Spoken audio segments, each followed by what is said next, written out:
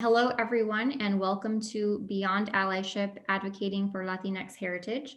My name is Desiree Aranda, and I am a co-chair of Latinos in Heritage Conservation, the organizer of today's program, and the leading organization for the preservation of Latino places, stories, and cultural heritage in the United States.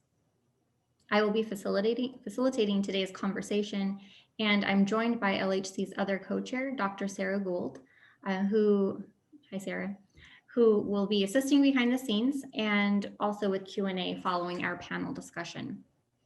On behalf of LHC, we thank you for joining us, for being open to learning and hearing from others, for engaging the issues we raise, and for supporting our work.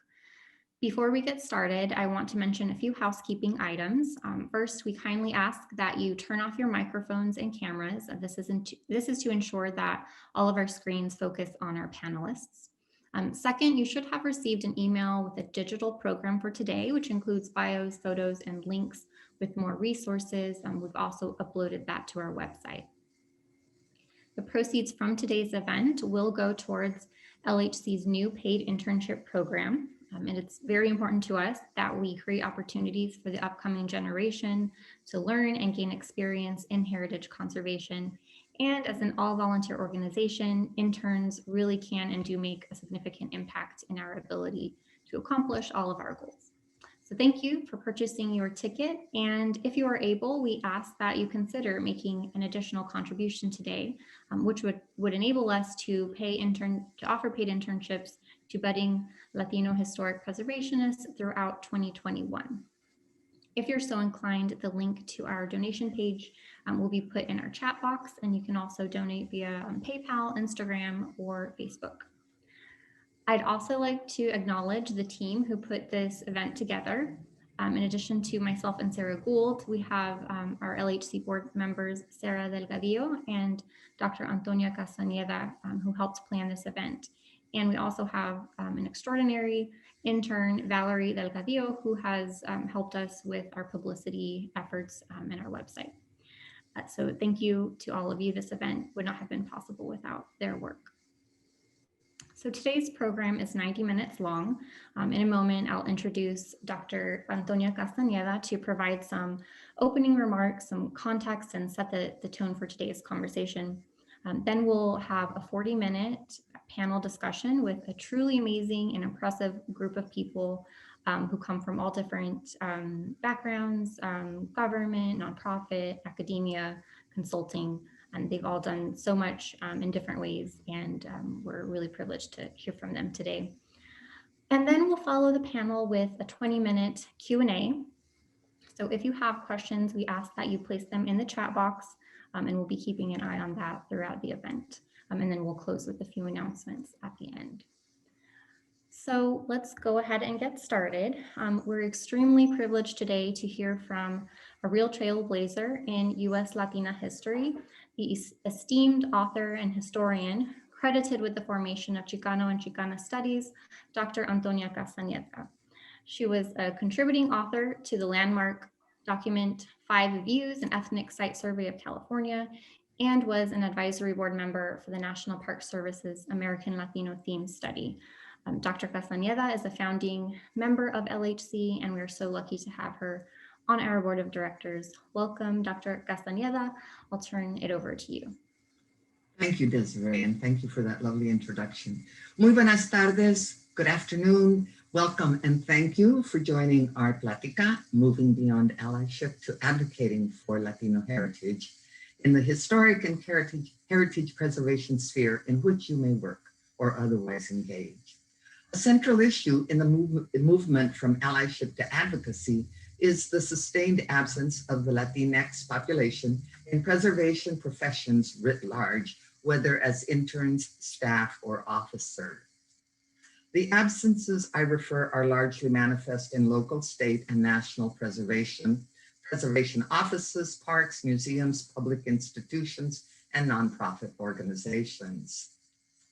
Missing too are Latinx professors in academic fields related to preservation, in whose classes and seminars the next generation of the profession are prepared.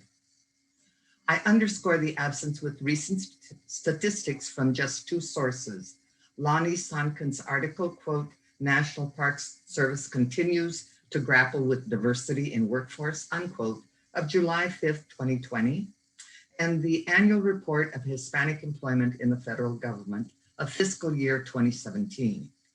Despite representing 18.5% of the US population in 2020, Latinx employees were only 8.9% of the federal workforce and 8.5% of the Park Service. What is clear from the existing evidence is that despite statements and initiatives pertaining to diversity and inclusion over the last 4 decades, the Latinx population is essentially absent from, or at best marginal to, the realm of historic and heritage preservation. This absence and marginality is due in good part to the historical, exclusionary, and related discriminatory practices and injustices rooted in our educational, economic, and social systems. They are embedded in and shape the structures and practices of the profession related to public history and to heritage preservation. In brief, unless we consciously work to dismantle structured and systemic inequalities in our fields and workplaces, diversity and inclusiveness do not happen. To emphasize this point, I offer an example from public history and preservation and from my own experience.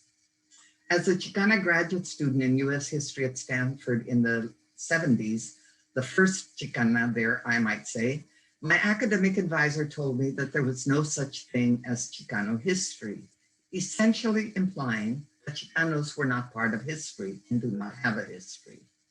A few years later, despite having no training in historic preservation, I helped carry out the Mexican American Cultural Resource Survey, one of 5 ethnic groups the California Office of Historic Preservation commissioned to, quote, broaden the spectrum of ethnic community participation in historic preservation activities, unquote. The publication that resulted, 5 Views, an ethnic site survey for California, was published in 1988 and which identified 100 historical and cultural sites relevant to each of the 5 ethnic communities. That study, that survey sat in the SHPO shelves for 20 plus years with little or no attention. In fact, none of the sites were nominated or designated for either state or national registers or historic landmarks as was presumably intended. 23 years later, Secretary Ken Salazar appointed the American Latino Scholars Expert Panel and charged us with conceptualizing and developing a Latino theme study for use by National Park Service personnel. The American Latinos and the Making of the United States, a theme study, was published online in 2013 and in print in 2014. Dr. Rael Galvez, who is with us today, was also a member of the Scholars Panel. Once Secretary Salazar stepped down, the Latino Scholars Panel did not meet again, even though it was technically in existence until November of 2019, shortly before the Trump administration instructed all federal agencies to, quote, suspend all diversity training programs until they are deemed compliant with the president's executive order banning offensive and anti-American race and sex stereotyping and scapegoating, unquote, period. Similar disparities exist throughout the American institutional fabric. The doctoral program in American cultures at the University of Michigan, which produced its first Latino graduate in 1988, a second in 1999, and a third in 2010, offers but one example of the excruciatingly slow, disparate pace of progress in the field. The numbers of Latinx professionals in public history, museum studies, historic preservation, and related fields, although increasing, as we will see today, are still woefully small. Still, we do have a core of the first generation of Latinx professionals in the fields of heritage and historic preservation, who, in addition to working hard to have a presence in the profession, are also seeking to change the existing institutions and to create new ones, Witness, LHC, and today's panel. Our experience has taught us that diversity and inclusion are necessary but not sufficient. without a willingness to interrogate and change the structures and systems of inequality and injustice embedded in the structural fabric of our institutions, diversity and inclusion are not likely to happen. Hiring Latinx staff or seeking to include a site without interrogating and changing the structures, policies, criteria that were the very basis of their exclusion will hardly serve the interest of inclusion, of diversity, or of justice. Moving beyond allyship to advocating for Latino heritage means, among other things, examining, questioning, assessing, and analyzing how these work against, how they may represent or possibly demean Latino history and heritage. It means purposely advocating and working for their change. We thank our panelists for their presence this afternoon. Thank you too, and for engaging with us in this plática conversation on moving beyond allyship to Latino heritage. Mil gracias. Thank you. I turn it over to you, Desiree. Thank you, Antonia, for that wonderful introduction. It sets the frame for our conversation really well.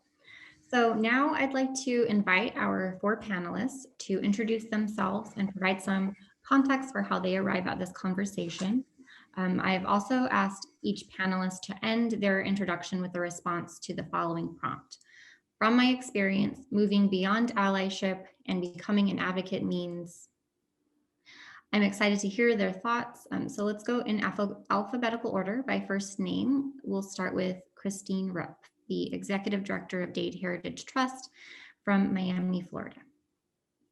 Hi, thanks Desiree, and thank you so much for inviting me to participate in this panel. I feel that my co-panelists are such an impressive group, and it's a pleasure to be here today and speak about this topic. You know, when I was listening to Antonia, I think Miami is such a melting pot of Hispanic heritage and culture that I feel that some of the issues that might be present in other cities as far as inclusivity issues don't exist here. And I was thinking while she was talking about the politics of Miami. Miami's primarily led by Latinx politicians. The schools of architecture, we have 3 schools of architecture, one of which has a preservation program, the University of Miami, all led by Latinx professors and deans of the School of Architecture as well. So Miami certainly, I think, is a very inclusive city when it comes to Latin culture. Dade Heritage Trust was formed as an historic preservation organization way back in 1972. And our mission is to preserve Miami-Dade's architectural, environmental, and cultural heritage. So that's a really broad mission statement that enables us to do a lot of creative programming. And what I find drives the majority of our success is the spirit of partnership with the diverse Miami urban community. And when I was fortunate when I first came to Dade Heritage Trust way back in 2015, I found out that the National Trust for Historic Preservation was very interested in the Little Havana neighborhood. And eventually the National Trust did designate Little Havana as a national treasure. That kicked off a beautiful planning process for the neighborhood that dealt with not only architectural preservation, but certainly the cultural preservation of the neighborhood. It's a vibrant neighborhood with amazing historic architecture. The plan itself looked at transit issues, health issues. So really took preservation into a very progressive, holistic pathway forward about dealing with being able to preserve the cultural vibrancy of the neighborhood. And it's been a pleasure to work with the trust. And we continue our good work with Little Havana. You know, I think one of the major issues in the city is that you would assume that with Latinx leadership, that there would be sensitivity to the importance of preserving the historic fabric of these neighborhoods and preserving the working class environment that exists, but there is not. And so Miami is a quickly evolving city. And just recently in the news, there's been headlines about the tech companies from San Francisco wanting to move here, Goldman Sachs from Manhattan wanting to move here. So it's going to be challenging to assure that these diverse urban communities that service working class people and have continued to service wave of immigrants from the Cuban Americans in the 1950s can continue to service the people that really need housing the most in a convenient way, and in a convenient location, being close to central Miami. So certainly working in Miami is a pleasure. I love our community, the diversity, the vibrancy, and I have a very good friend who is from Brazil, and she says she likes to come to Miami because it's so close to the United States. And I think that's certainly appropriate. It's a lovely community, and you can't help but embrace the diversity here. If you don't, you won't survive.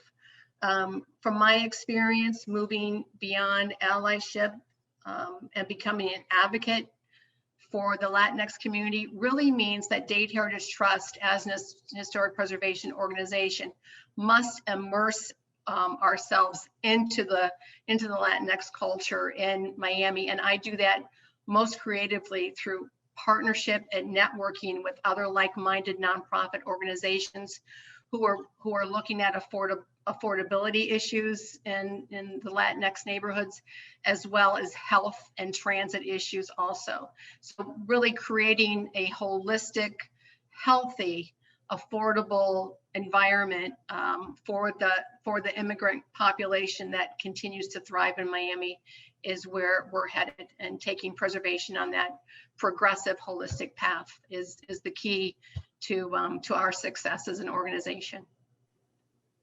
Awesome. Thank you so much, Chris, for that introduction.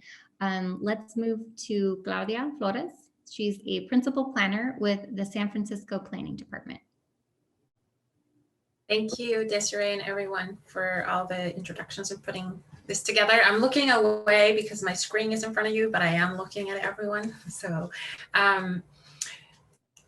as Desiree said, I work with the San Francisco Planning Department, and as you know, San Francisco is a pretty diverse city, the Bay Area is, but also is one of the most inequitable cities in the country in terms of income inequality, and definitely the Bay Area within California. So we are quickly losing a lot of the diversity that we're known for, and I think COVID is going to make it much worse.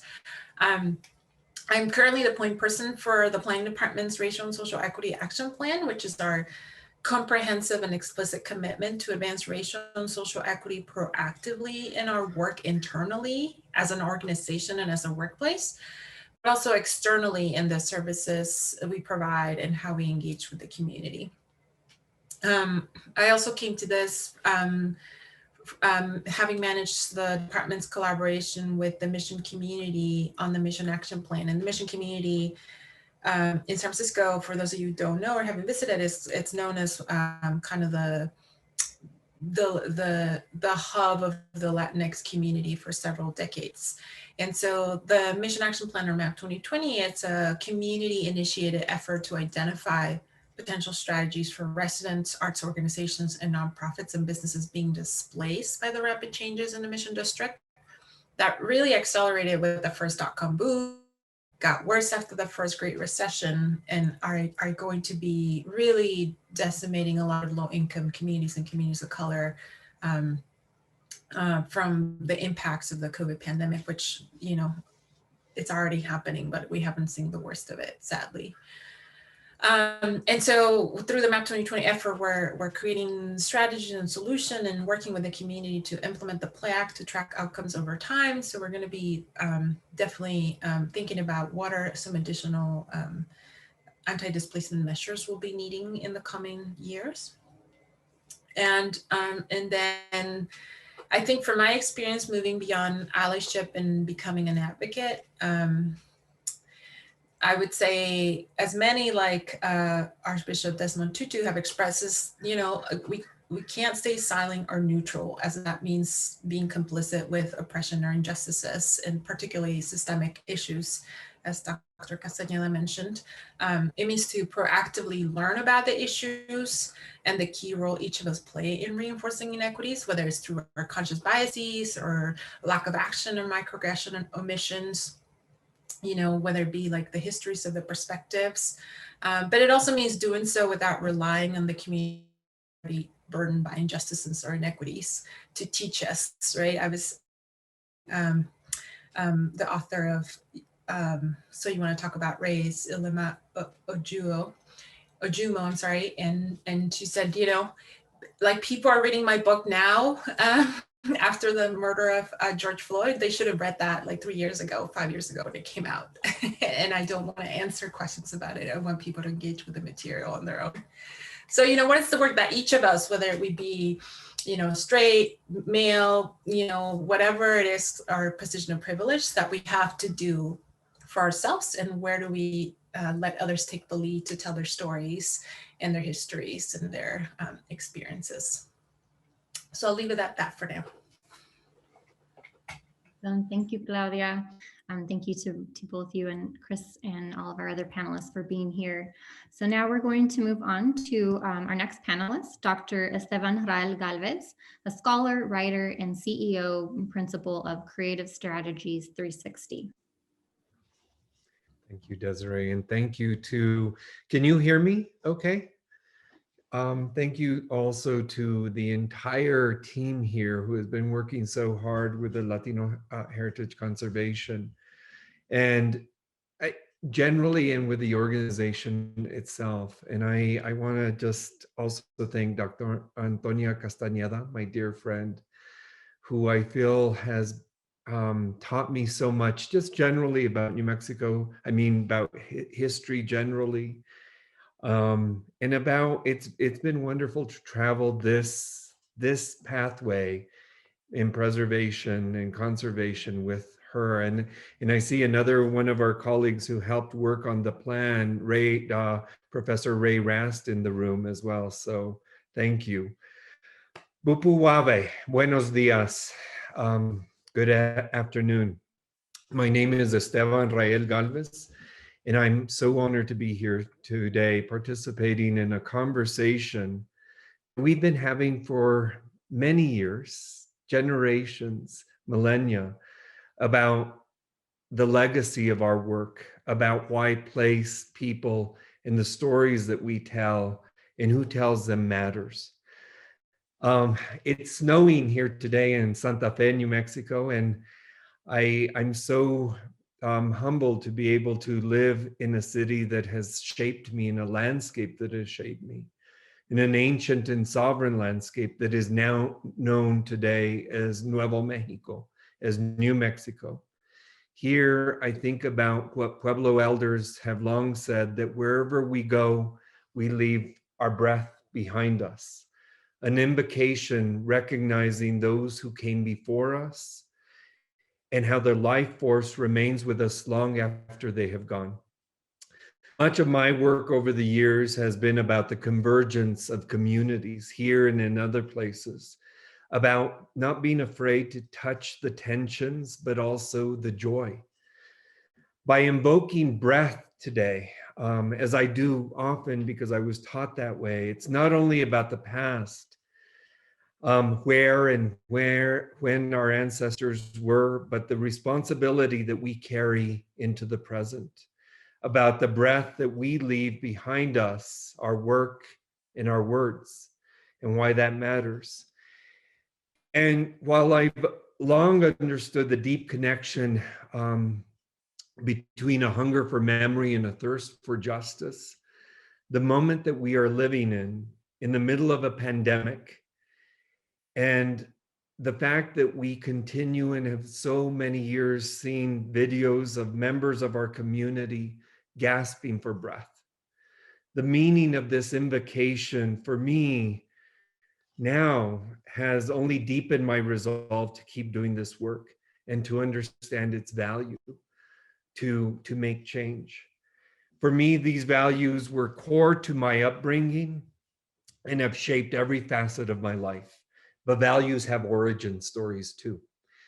I was fortunate to be raised by three incredible people, a farmer rancher who taught me, who not only taught me about the connection of land to people, to the conservation of those spaces, but because he knew that I was not a very good rancher, taught me how to use words as a way out. I was also raised by a teacher, a woman who taught almost 4 decades in her own small village in northern New Mexico. But she taught me how to use words as a way back in.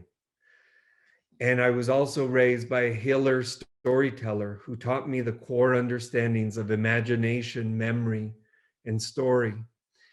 I'll always remember so many lessons that are just glimpses and fragments in my memory, but her taking my 5-year-old hand and rubbing it against the mud-covered walls that were part of her heritage, walls that were thousands of years old. We've been doing this work of conservation in our communities, not for decades, years, but for millennium. And by taking my little hand in that way, she was grounding me and teaching me that I belong to this place and its people. But she was in that tactile motion. She was also telling a story, and not just of belonging, but to find ways to take care of these spaces and to take care of the untold stories that become part of this legacy as well. From these foundations and following my training as a historian and anthropologist, I was thinking of Claudia invoking the Mission District. It became part of my training as a young undergrad at UC Berkeley, but I also worked in the Mission District the whole time. And then went on to the University of Michigan, which Antonia evoked as well. I just think of all these spaces. I've had the great privilege since I received my PhD of grounding that knowledge and work in culturally based institutions for 2 decades, where 3 predominant threads have defined my work, what I often refer to as my 3 C's: to raise consciousness, build community, and to inspire creativity. I appreciate being invited to participate today. When I think of allyship and advocacy, I think of it as a process and a network of relationships where people need to locate themselves, to learn how to listen, and in whatever way they can to become part of the work. And I'll share more about those thoughts later. Thank you. Wonderful. So glad you're here, Esteban. And now we will introduce Trudy Sandemeyer, who is the Director of Graduate Programs in Heritage Conservation and an Associate Professor of Practice in Architecture at the University of Southern California. Hi, everyone. Well, that's a tough act to follow. So I am really honored to be included today and feel that it's a great privilege to be able to share this time with you all. So thank you very much for including me. So I am a native Angelina. I grew up in Los Angeles and did my undergraduate education at UCLA in history. And then I have bounced all around the United States, doing a lot of crazy jobs, including working for the US House of Representatives for a few years and doing some other things, but always in public service or nonprofit work. And ultimately ending up deciding that I needed to kind of figure out what I wanted to be when I grew up, and marrying my love of history with my love of place really led me to historic preservation, and ultimately went on to graduate school at Cornell, where I got a degree in historic preservation planning. And that was sort of my pathway into this. I had the great good fortune of then being able to work for the Los Angeles Conservancy for 11 years, doing advocacy and education work through that nonprofit lens. and really getting to know Los Angeles even more deeply than I did as someone who is from here. LA is a complicated place and enormous, and I won't even begin to say that I even know it all now, certainly after these many years later. But it was a really amazing opportunity. And as part of that, part of my work there, I was invited to teach a course at USC.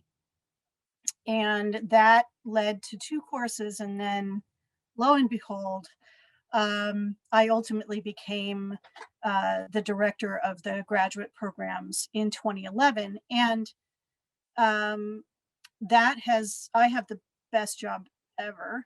I love my job and I love it for so many reasons, but one of them is the opportunity to work with the students who are starting their journey in this field, who are trying to figure out where they fit in and how their story fits into this narrative of history and conservation and place and all of that. And I enjoy that opportunity to help students kind of sort through that and figure out what their story is and how to tell it.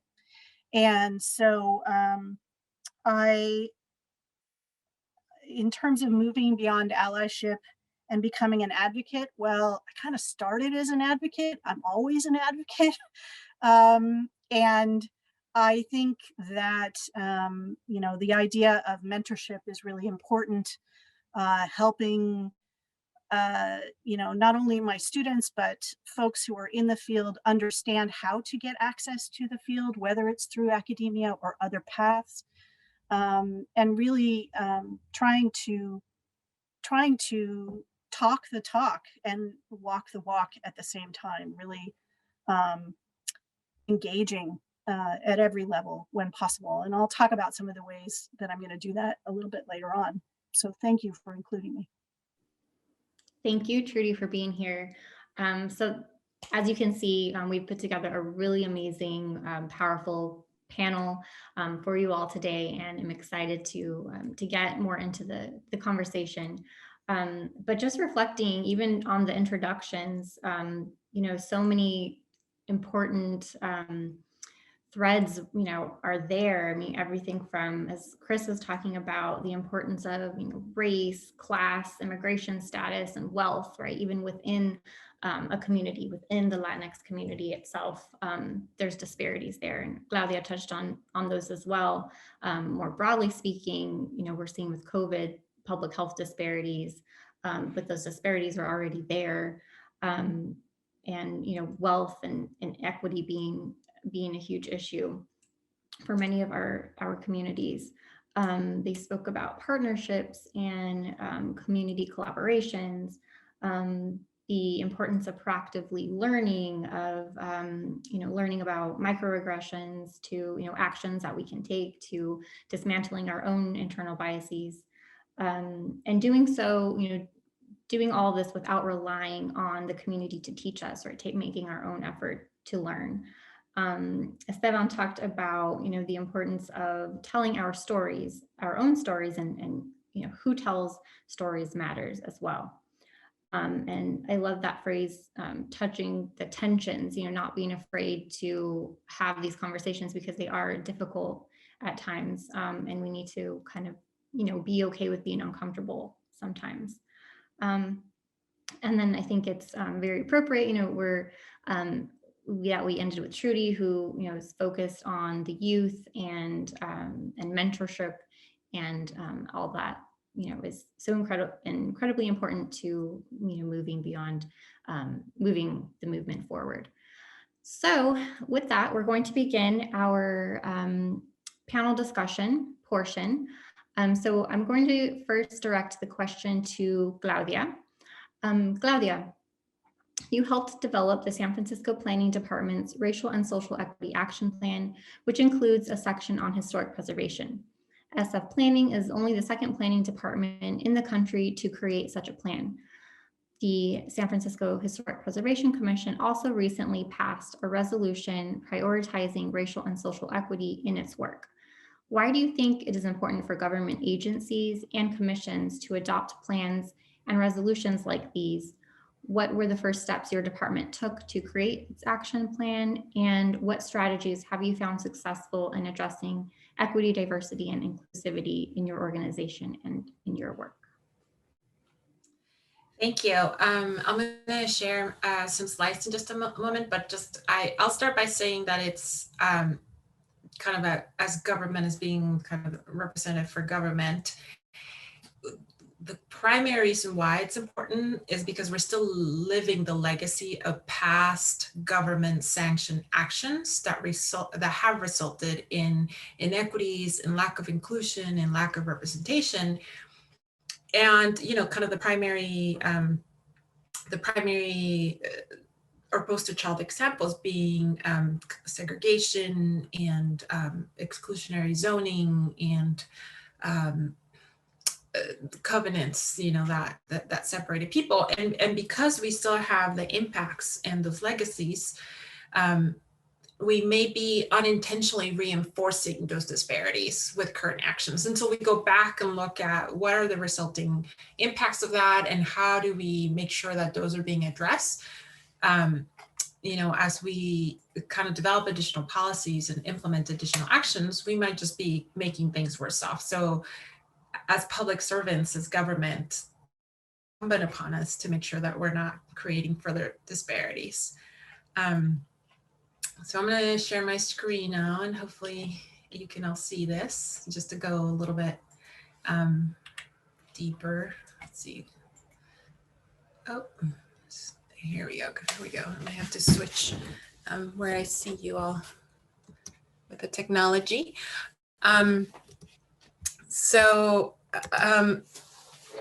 As I mentioned, why is the San Francisco Planning Department this? I cover the first bullet point, but I mentioned earlier in the introduction these disparities, and I'm going to talk about some of them kind of at a high level. They're not just they don't just exist, but now they're increasing. With COVID, they're certainly increasing. Another reason is that government should represent the communities that we're serving, particularly in decision-making roles. Communities need to have a seat at the table in kind of representing their needs and their histories and their communities. And then just to reiterate, it's not only that we should be advancing equity and the public good, but it's also that we need to ensure that we're not making things worse with our actions. I have a very quick, that I'm not going to read, slide on what we mean when we talk about equity. In the city, in the planning department, we talk about the fair treatment of all people of all races result in equal outcomes, but recognizing the historical context and systemic harm done to specific racial groups, right? Who has been excluded, who has not participated, who have we harmed in the past. So it's a process, but it's also an outcome. This is a good visual that helps represent that, right? Equality means dividing resources in similar proportions, and equity means taking into account that the playing field is not level. Why are we being so specific about race at the planning department? It's because racial inequities are very deep and pervasive, from infant mortality to life expectancy. Race predicts how well we do in education and health and criminal justice. And,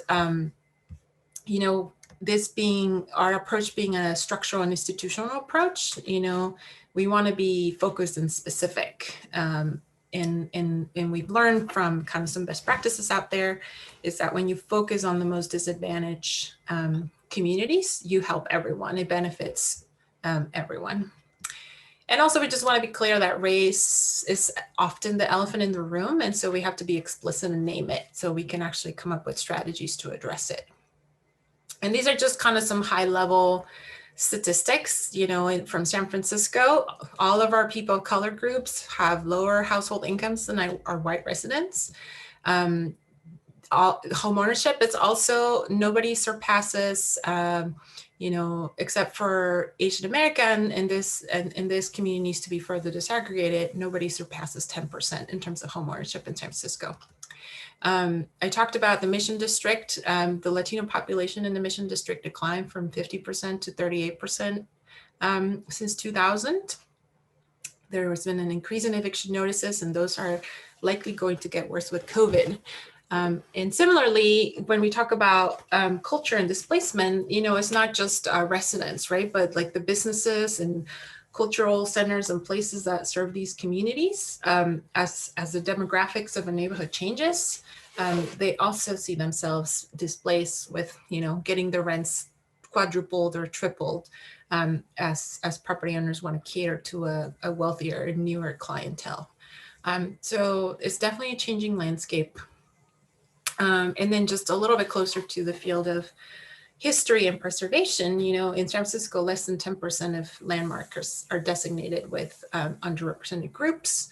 When we look at the historic preservation and conservation field, a very small percentage of degrees are awarded to people of color. And then, of all the 9,000 entries on the National Register of Historic Places, how many focus on the experiences of historically marginalized communities? So this is some of the work that we're trying to address at the planning department. And as Dr. Castañeda said at the beginning, this is very much the result of institutional and systemic mechanisms that organize the distribution of power resources differently and unequally. And so what are our first steps, your question, and what have we found successful? Just at a high level, our action plan has a phase 1, which focuses on internal operations. So we really wanted to start with looking at our house, looking at how we're doing our hiring, what's our staff culture, or how do we get folks to think of a diverse, equity, and inclusion culture, what kinds of training that we need. So we started with training all of our department staff on sort of racial equity foundations. Our phase 2, which deals with our external functions, how we do historic preservation work, community planning, legislation, and obviously community engagement is part of that to develop the plan together. And we'll be tailoring our, I forgot to mention for phase 1, we have racial and social equity assessment tools, which is what we're using to operate and not just equity wash our work. And then there's some ongoing work of tracking and implementing. And so our first steps were just going to training, right? Like for us to kind of know what we need to know. Government Alliance and Race and Equity is a really good resource that focuses on the role of government and our responsibility. And so through that, we were able to form a core team to launch our training. We do ongoing brown bags to continue the conversation quarterly at lunch with staff. We selected a steering committee. We adopted our phase 1 in 2019, completed all of our staff training. And we also, I think our efforts were really informed the formation of the Office of Racial Equity for the entirety of San Francisco. So now all departments in the city have to do racial equity plans. And so, we're still working on phase 2. So that's kind of what we're focusing on this year and early next year. And also, as Desiree mentioned, our commissions in early 2020 with kind of the impacts of COVID and the murder of George Floyd and other kind of community members across the nation really led to our Historic Preservation Commission, our Planning Commission, to pass equity resolutions to further reinforce and provide a stronger sense of urgency to all this work. This is our racial and social equity assessment tool. This is just one of the tools that we found successful. In addition to training all staff with basic, so we are all speaking basic language, what we mean by equity and why are we doing this. This is what enabled us to operationalize from the get-go, so that this is just a series of steps that I'm happy to answer more questions about later about how to assess our programs and policies. So we applied it to the Calle 24 Special Area Design Guidelines. We are going to apply it to the heritage element of the general plan. And then through the equity resolution that the Preservation Commission passed, they reinforce and help to identify additional areas of application. Complete context statements, figure out where our biases and omissions and disparities are, look at funding, addressing representation in the preservation community through our consultants and professionals. So I'll leave it with this. What are other successes? I already said we adopted our plan and formed a core team and trained people, started with internally focused goals. Other agencies are participating in similar efforts. It really helps for government to be speaking this with the same voice, because to community members, we're not like Rec Park and the transportation agency, we're just city government. And then there are some challenges. I think the main challenge is that with COVID, this work it's been highlighted that it's more critical for us to think about diversity and inclusion and representation, but it's going to be more challenging because we're going to have less resources and greater impacts. So I'll leave it at that for now to make sure there's time for all panelists. Great, thank you so much, Claudia. And I actually had the benefit of working with Claudia when I was at the SF Planning Department, and was just always so impressed with her leadership. And one of the things that she would talk about and actually inspired the title of this event was how, allyship is important, but it's not enough, right? As particularly whatever your position of privilege is. In this case, we're talking about, ethnicity, culture. So as people of color, it's just as important, and in some cases even more important, right, to engage in this work. So there is a role for all of us. So Claudia, we have a couple minutes left for your slot. I did want to open it up to any of the other panelists to engage with Claudia, or if that resonated for you, or you have anything that you want to share or ask. We have about 2 minutes left before we move on to the next panelist. Claudia, I have a question. There's so much, but I'd love to know a little bit more about how the elected officials, and not knowing the composition of the elected officials that you end up working with, but that is such a necessary component in these in this work. And I just love you to address that a little bit. Yeah, it's critical in two ways. I agree with you. I mean, I think when we started this work, we felt, while it was like we were jazzed up because it was like primarily staff led and a little bit of grassroots, which created a lot of good energy among the staff. We thought without kind of like both our commission support, which are appointed, and without our elected leaders, our mayor or board, in terms of when we actually come to developing policy, we wouldn't be getting far.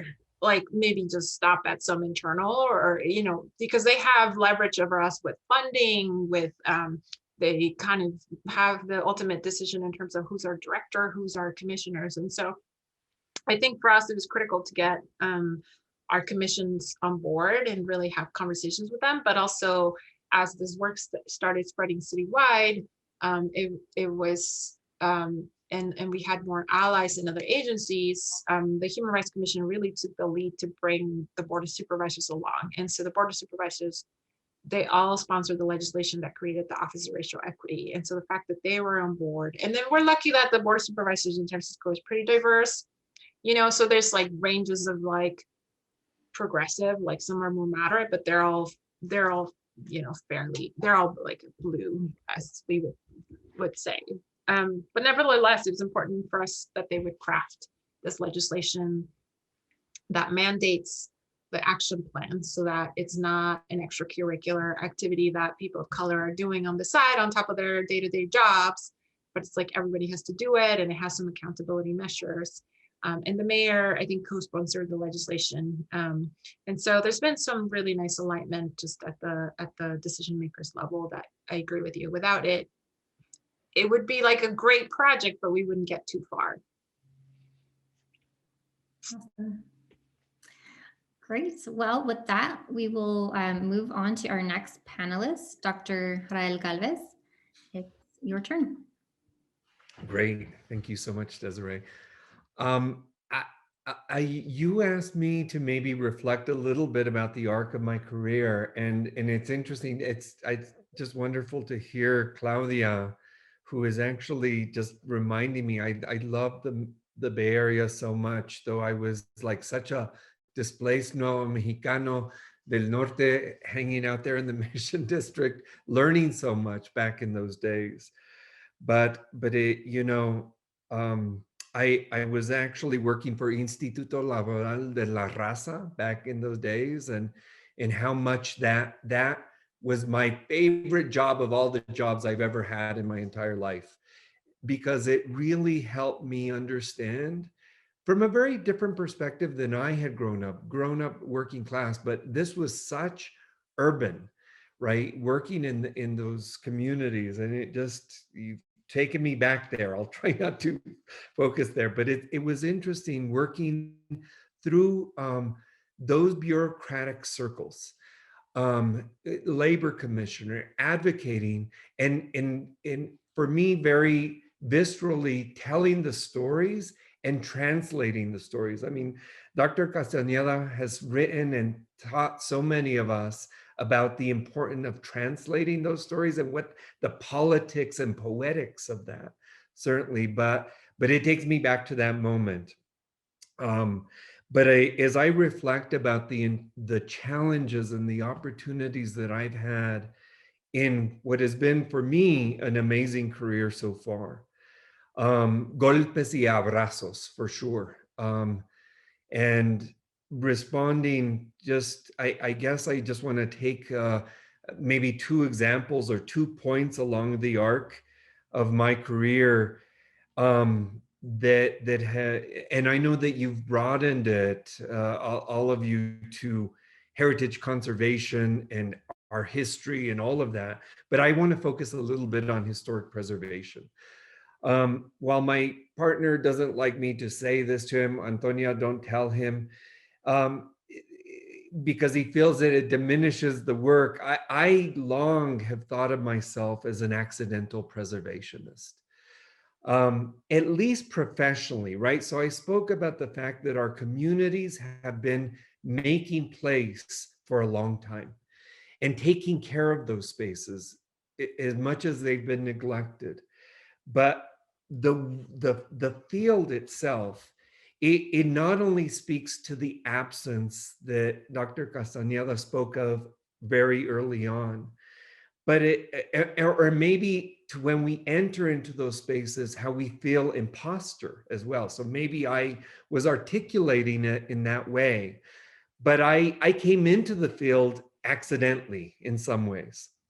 I became the state historian of New Mexico in 2000, I believe. And in New Mexico, by statute and by practice, one part of the role of the state historian is to serve as the chair of the statewide preservation commission.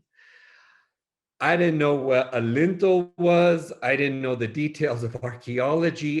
No sabía. I didn't know that language. I didn't know all of the details around it. And these type of bureaucratic positions, as Claudia has already expressed, there's detail, right? Part of it is, I think I entered in blissfully, right, into those conversations as the chair of this commission. Not recognizing maybe my limitations, admitting to them, saying, I don't know what a lintel is, but I can talk to you about what it meant for my grandmother to really understand the importance of thresholds in our homes. I can talk about the importance of portales, of porches and how they have functioned. So I started giving myself permission to enter into those conversations with homegrown knowledge, right? Not necessarily maybe framed institutionally, but I also wasn't limited and came in with a little bit of graduate school swagger to be able to articulate and push the boundaries of these spaces. For me, that was about who was at the table, about where it was that we were having these conversations, when we were having these conversations. I think about what, it was in a room that was, I don't know, like 60 feet across and 30 feet. We used to have these room meetings as a commission almost hidden. And one of the very first things I said as the chair, we're going to take this out into the community, which is harder, more expensive, but meaningful, right? I mean, it starts to re-articulate where we were working. Um, as I think of the systemic changes that we started to make, I used to go crazy that first year whenever I heard the term prehistoric, because it was a way of erasing so much of our past, of our indigenous past and beyond. But I knew viscerally that, I mean, I was trained enough as a historian, not so much as an archaeologist, but to understand that certain terms and language were part of the problem. And it became a little bit of an issue for me. Every time I heard it, I would had a little buzzer or something. It felt that way, I'm sure, to staff or to other commission members. But then I said, we actually have to change this vocabulary, create a new vocabulary. And it's hard because you're working with national systems and local systems that are deeply embedded, right? But it starts with small things like that. And to this day, if I hear someone use the word prehistoric, it drives me over the edge. We work to change the focus. I created an intangible heritage subcommittee because I started to, because I knew that was my work, right? Stories, memory, traditions. And yes, I thought of the things that my grandmother would tell me that that the buildings could sometimes needed to melt back into the earth. And it's not that those buildings weren't important, but for her, what was most important was the people within. And so we started to think about those things. We assessed what had been done in the past. Antonia and Claudia has spoken about this, but the gap in the representation of historic sites. In this case, we also looked at historic markers and created a campaign because we realized when the data came back, we knew this anecdotally, but we didn't know the data that the historic markers reflected less than 5% women in the entire state. So we created an initiative. Those were good years in the state when we had money to create an initiative that would change that entirely. And then I think the biggest thing is the SHPO and I worked on what I called a calculated risk, but also I don't want to just say that it wasn't, it was thoughtfully planned and executed. A campaign to open up the Cultural Properties Act. When you open up legislation like that, there's so much risk because they can change everything, right? The policymakers. But, my partner worked as a lobbyist at the time and taught me everything I knew at the time about how to really counter votes and work in those legislative settings. And what I wanted to do was open up the act because the commission, there was one person of color, on the entire commission in New Mexico. But part of it was how that was shaped. It was shaped by, we had to have a historic we had to have a historic archaeologist, an architect, and not that those positions aren't held within our field, but Antonia has already spoken to that, those gaps. But we also weren't working hard enough to find them. But I think it was more systemic than that. So we opened up the act and we added a tribal member and we added what I didn't call it this officially, but we called it a wisdom keeper, a community member that demonstrated knowledge in a particular field that was important, like acequias, agriculture, adobe making. So that was a major, major change in terms of those years when I was chair of the CPRC. I want to jump quickly to the National Trust. I never really thought of, had never thought of this before, but felt it. But believed that I was the first person of color to have served on the executive team at the National Trust. And as I said, I'd never framed it that way, but it certainly embodied that challenge every single day. And to my knowledge, there's only been one other person since then who has served on that body and the executive team. And we all know that that's hard. There's a huge challenge with that in terms of representation.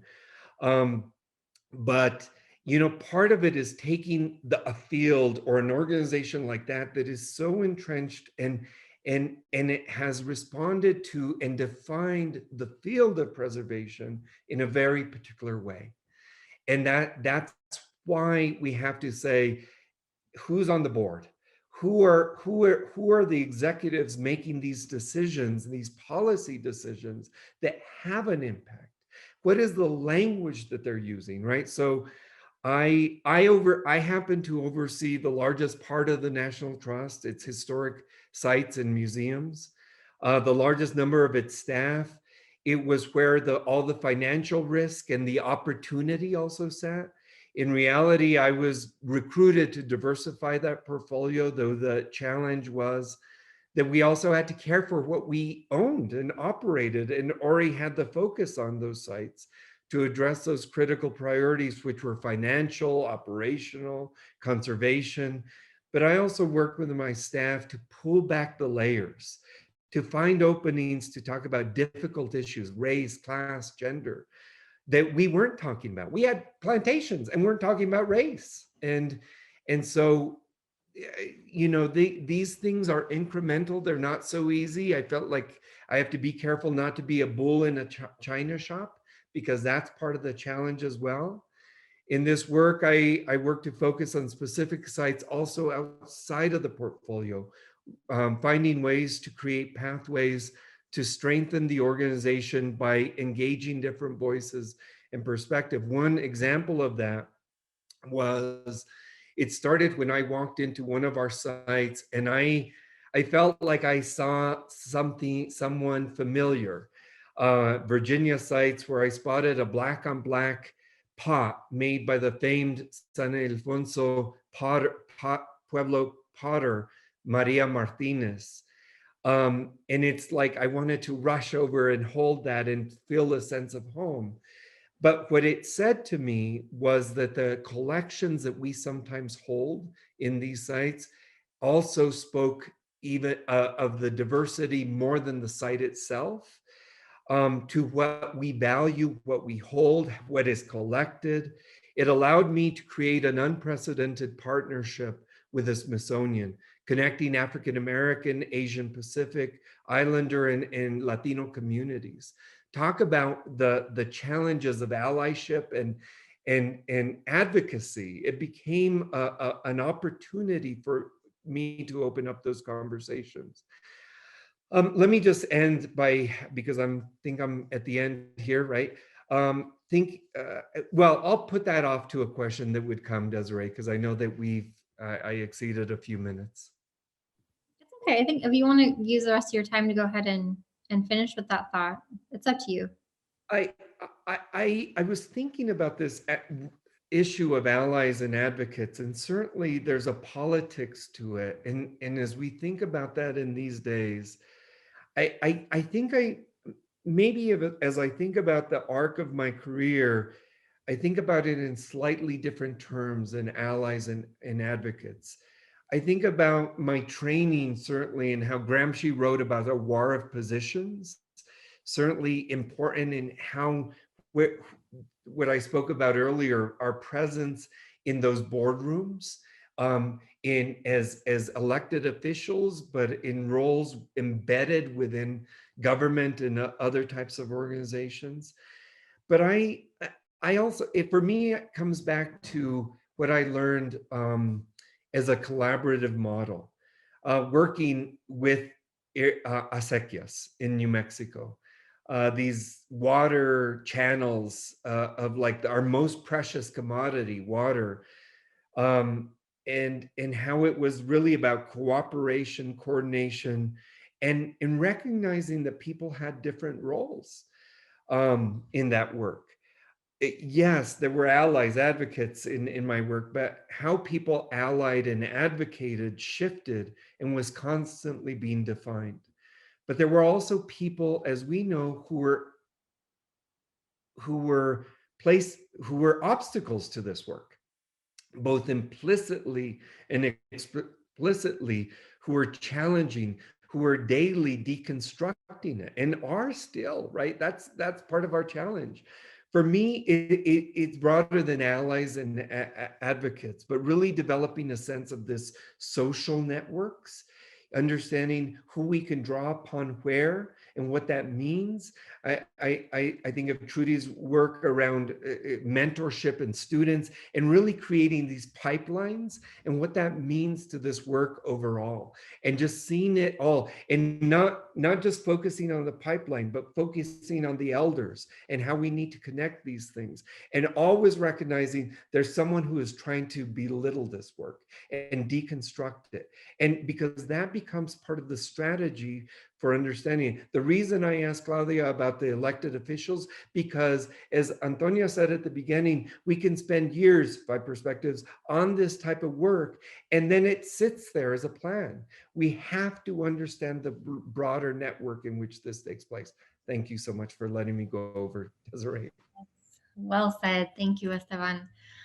Okay, let's go on to our next presenter. Chris, are you there? Did you step away? There she is. Wonderful. Oh, okay, Chris. So my question to you, LHC often emphasizes the importance of Latinos telling our own stories and making the decisions that impact our communities. But we also want to make room for people to join us in this movement and take responsibility and action for bringing about social justice and equity for Latinx communities and any disenfranchised community. In your opinion, how does a person move beyond being an ally and become an advocate or co-conspirator for Latinx heritage and equity within the field of historic preservation? As a non-Latina person, how do you do so effectively and appropriately? Sure. Well, as a representative of an historic preservation organization in Miami, we have to show that our actions are solution-based, and we have to act. We can't just talk about what needs to be done, but we have to prove ourselves, because historic preservation is very challenging in Miami-Dade County because of how quickly the city is evolving. So what I found is that forming allies and advocates within the Latin community is the best way we can affect change. And I'll give you a great example. Following the lead of the National Trust and their designation of Little Havana as a national treasure, we were looking for creative ways to try to preserve these great architectural symbols of the neighborhood while preserving the affordability. So we were able to work with, in this instance, not the City of Miami Commissioner for the district, but the Miami-Dade County Commissioner for the district. And we went to her with a plan to be able to preserve the naturally occurring affordable housing, meaning essentially the affordability within historic structures in Little Havana, preserve the building, designate it historic, and ensure that we were going to enhance the living conditions to provide a better, healthier living environment for the working class Latin residents that dwell in these lovely old buildings. And she thought that was a fabulous idea. And so we were able to work with the county and gain funding to purchase, and we're in the process of rehabilitating a lovely Art Deco building in Little Havana that houses 100% Latin residents, very much working class, low income residents that overall, again, being action based, we're proving to Miami-Dade County and the Housing Authority that rehabilitation of these historic structures and preserving the affordability of these historic structures is way more cost effective than building new affordable housing that's totally out of context with the neighborhood as far as the architectural integrity and the neighborhood aesthetic. So what I find to be the best thing that we can do as an organization is to put our words into action and use preservation as a way to solve the issues that are so prevalent in Miami-Dade County, affordability probably being the main one. I know in Miami-Dade County right now, there are well over 70,000 people on waiting lists for affordable housing. So we have to work on that. And if we can use preservation as a tool to address the affordability issues, then we're onto something. Then people will start embracing preservation because it becomes a tool. And so I think the best thing we can do is to put our words into action and do that through the policies and political channels that exist in Miami-Dade County. So wonderful. Yes, I think that affordability is so critically important, right? And I think of our other speakers have also touched on that, the significance of, other factors, right? Socioeconomic factors and, Yeah, and we're also working hand in hand with an organization called Healthy Little Havana, which is a Latin-based organization within Little Havana. And we are even looking at how zoning and upzoning and zoning changes have negatively impacted the health of the community, the physical health of the residents. So I think that, again, I can't say enough that if preservation can be solution-based and look holistically at Latin neighborhoods from an historic preservation perspective, ensuring that the culture of the neighborhood survives and is enhanced through preservation efforts, then we become extremely relevant and attractive to funders and the elected officials. Thank you. Awesome. Thank you. Do the other panelists have any reactions or questions for Chris? We have a few more minutes to interact with her.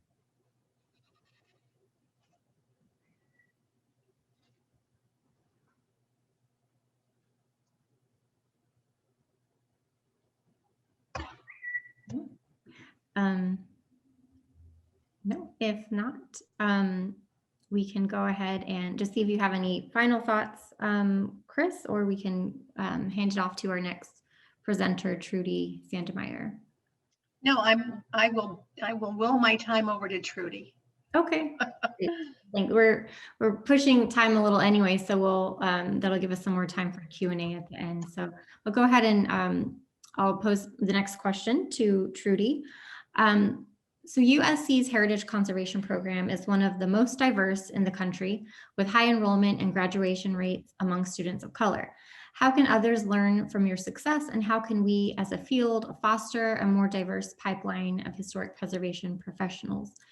Based on your experience, what can people in nonprofits, firms, and government agencies do to increase diversity in their respective organizations? Well, I'm so glad you asked. And I just happened to prepare a little presentation about this. So you can take the academic out of the classroom, but Okay, can you see my screen? Yes, okay, good. So, of course, now I have to make it work. Hang on. There we go. So I wanted to just, frame the why. Why do we need to have folks in the pipeline? And I think it talks, as Lewis Mumford mentioned, that in the city, time becomes visible. And also, if you think about what Laura Jane Smith has said about that values, memories, and cultural and social meanings help us make sense of the present. and our identities and sense of physical and social space. So whose stories get told and who are the storytellers? And so I think that's kind of a little bit what I was thinking about in thinking through how to answer these questions. So how can we as a field foster a more diverse pipeline of heritage conservation professionals? Well, so one of the ways is through academia. And so I just want to talk a little bit about that. The National Council for Preservation Education is the sort of academic group that oversees the preservation programs around the country. And they have set a set of standards for what makes an accredited, quote unquote, accredited program in preservation. So those are some of the things that are the baseline things that these programs need to do. But then what happens beyond that? So there's also different levels, of course, of ways that students can get into this field.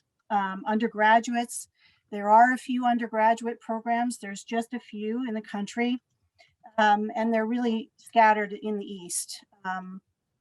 There's two west of the Mississippi, but they are just barely over the line, frankly. And then the more common pathway that people do is that they come and they get a master's degree. And so there are various master's programs out there, 36 around the country, including mine. And this is sort of the smattering of where they are geographically around the US. Again, not too many in the West, and I'll come back to that in a minute. Then there are actually PhD programs. There's one specifically in historic preservation at Columbia, which is a very recent addition. But there are many other pathways to PhD studies in a related field, whether that's history or American studies or urban planning, architecture, public history. Any of those pathways are often affiliated with historic preservation, even though they don't necessarily say that in the degree title. And so in my program, we really have, beyond the core competencies, the things that that every sort of NICP accredited program looks at are things like, each different program has its own specific focus. And in ours, we look at modernism, we look at sites of cultural significance, and we look at the sites that are related to underrepresented histories in particular. And those are the things that we're really focused on. And that, has an impact on who my students are. These are my students. And, it is a really amazing cross-section of humans who are all ages and stages in their educational career, from all over the place. Just looking at it through one lens of race, this is my current student population. And I think if you look at a lot of preservation programs around the country, this is not common, this particular demographic breakdown. So I'm fortunate in that I'm in Los Angeles as well, which is, and in California, which, really this reflects much more the demographics of the city that I'm in, and the conversations that we're having, which is great. So, our students are moving through this program and graduating and going out and doing great stuff in the world. And by the way, many of you are on this call, so hello, friends. So there's a lot of challenges here to an academic pathway, a pipeline in particular. So one is that, a lot of people don't actually know that heritage conservation is something they can study or do professionally. And so, we get a lot of like, oh, I had no idea you could get a degree in that. Or what do you mean I can work doing this kind of work? Like, that's amazing. I totally want to do that. How do I do that? So we have those kinds of conversations. And that's, I think, where a lot of you who are here today can really help, get the word out that this is a thing that people can do. And then, of course, money. Tuition in graduate school in particular is a bummer.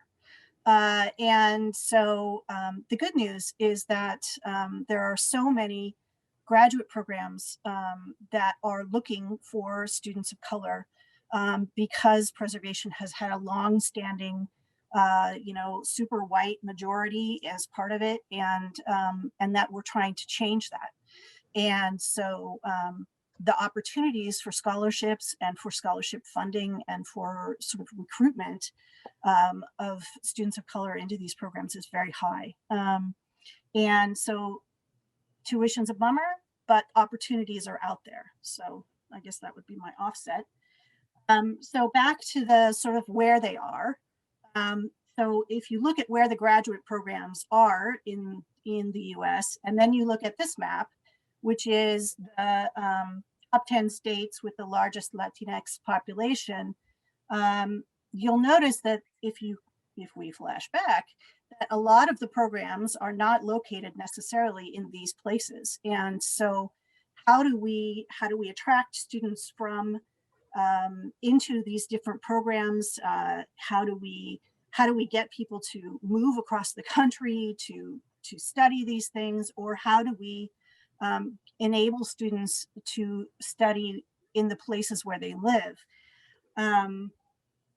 So growth question, what can people in nonprofit firms and government agencies do to increase diversity in their respective organizations? Well, lots of things.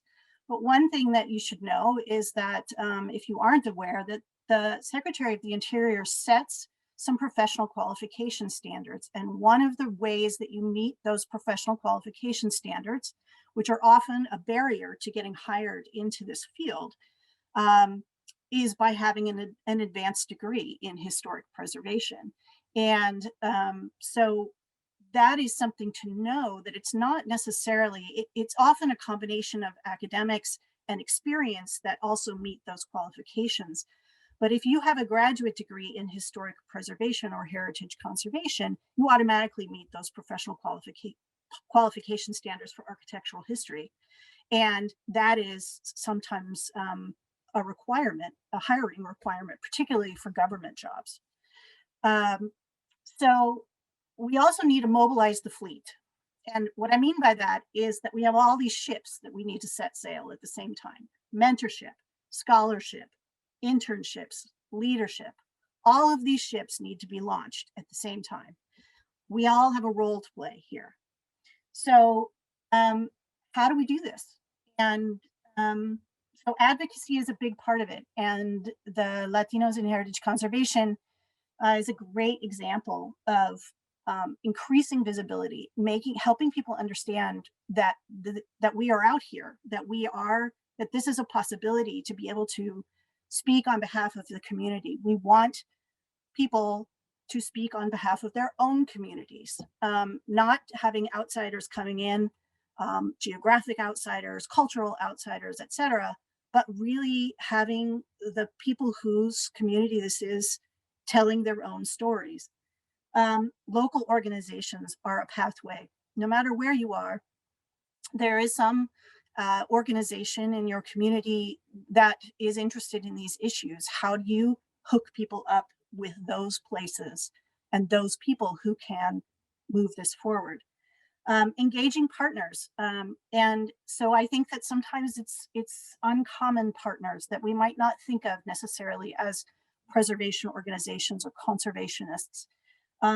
But they may be a community development partner, for instance, who is looking at adaptive reuse of a historic building, who has no idea what to do with the historic building part, but are learning by doing. And I was thinking about what Esteban said about being an accidental preservationist. I think this is very much along those lines, that there are a lot of people who are doing this work who don't necessarily call themselves conservationists. And figure out where are the areas of commonality. How can we deal with issues of income inequality or homelessness or things like that, and connect it to the field of heritage conservation, because there are those connections, they do exist, and how do we make them relevant going forward? Also, getting the word out. doing things like tours, things like Clio, which is a free online tour platform that people can create these curated online walks around various communities. And there's all kinds of other apps and things that are out there, but telling the story of your own community and your place, and helping people see that place and story are related. Also publications, blogs, podcasts, social media, all of the traditional tools that we use to communicate, putting them into the service of conservation, and telling that story. And then also, building the pipeline. Not necessarily only looking at a particular place for students to bring into the academic experience or to bring into internship programs, to help, bring in new conversations. We need to be thinking outside the box. Most of my students come from not these particular places. And so, if I have an anthropologist, great. If I have a student who's got an art history background, great. If I have a student who studied molecular physics, great. They all have a role to play in our field and the way that we move it forward. And then, of course, scholarships and internships are crucial. Money is tough, and that is a big part of it. So I wanted to leave you with a little bit of inspiration. If you haven't read these books, you should. They're fantastic. And if you need a little inspiration about why this is so important, these books will help tell that story. And those are in the little handout you guys got too, the titles. Also, you should listen to our new podcast. We just launched a podcast featuring the research work of our students, and our latest episode, you're hot off the presses, dropped today. So you can learn a little bit about what are the future leaders of the field thinking about right now. And of course, you should send everyone to apply to my program because it's great. But there are many really great heritage conservation programs around the country. It's not just mine, although mine is really great. But get the word out and help people find these things. If you know of a person, and mind you, it's not all young people. People of all ages and stages, sometimes second careers, are coming back to graduate school and getting involved. So it's not just the kids. So if you know of people, helping to hook them up to these pathways is really important. And I think that's it. Yeah, that was the end of mine.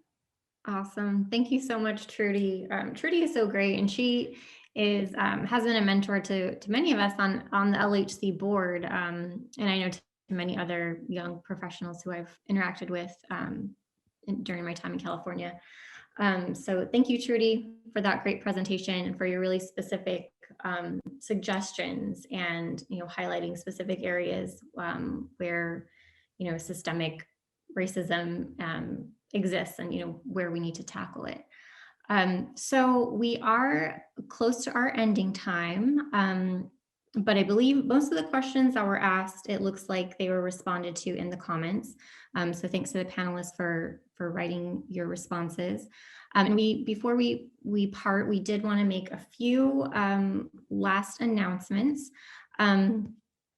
So my final pitch to everyone in the audience: if you learned something today, if you got something out of this, if you want to, take a step at supporting our work and supporting that diverse pipeline of students and professionals that Trudy talked about, please consider making an additional contribution to LHC today. You can do so off of our website, PayPal, Instagram, Facebook. Regardless, whatever you're able to contribute today, we're just so incredibly thankful for you being here and supporting us. We hope you stay connected to LHC. So we have an e-newsletter, which you can sign up for on our website. You can follow us on social media, Facebook, Instagram, LinkedIn. Sarah placed our handles in the chat. And we have an exciting announcement. So next year, 2021, September 16th through the 18th, We will have our next biennial national gathering in Denver, Colorado. It's called Congreso. And we'll have a virtual component. We're also planning a COVID contingency plan because we don't really know what's going to happen with that, but hopefully we can meet in person. So please mark your calendars for that. And we will send a post-event survey to you in the email. So if you have any feedback or ideas for future programming, please let us know. Thank you all again for attending. Thank you to our wonderful panelists and speakers, and please stay safe and healthy this holiday season. We hope to see you next time. Bye-bye. Thanks, everyone. Bye, thank you. Thank you.